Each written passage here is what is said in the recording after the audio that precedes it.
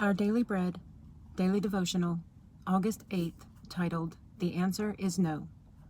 Children are so lovable and innocent until their parents say no to their demands. When that happens, some kids scream uncontrollably, insisting on what they want. When our children were little, my wife and I thought it was important for them to learn to accept no for an answer. We felt this would help them to handle the disappointments of life more effectively. We prayed that it would also help them submit to God's will. Today's Bible reading records King David's admission of guilt when confronted by Nathan. David was forgiven, but God let the consequence of his sin fall on the baby conceived out of wedlock.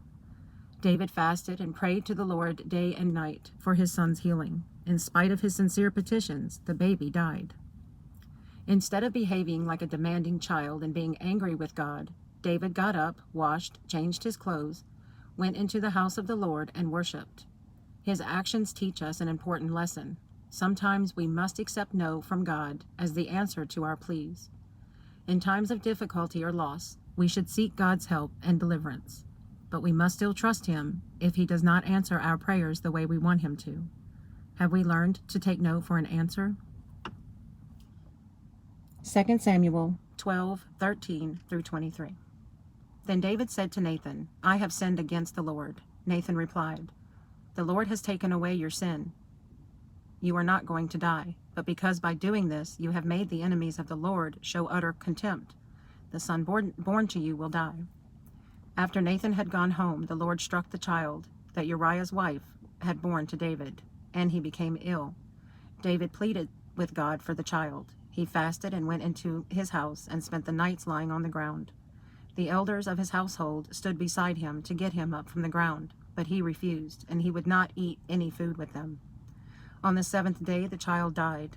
David's servants were afraid to tell him that the child was dead, for they thought, while the child was still living, we spoke to David, but he would not listen to us. How can we tell him the child is dead? He may do something desperate. David noticed that his servants were whispering among themselves, and he realized the child was dead. Is the child dead? He asked. Yes, they replied. He is dead. Then David got up from the ground. After he had washed, put on lotions, and changed his clothes, he went into the house of the Lord and worshipped. Then he went to his own house, and at his request they served him food, and he ate. His servants asked him, Why are you acting this way? While the child was alive, you fasted and wept. But now that the child is dead, you get up and eat. He answered, While the child was still alive, I fasted and wept. I thought, who knows? The Lord may be gracious to me and let the child live. But now that he is dead, why should I fast? Can I bring him back again?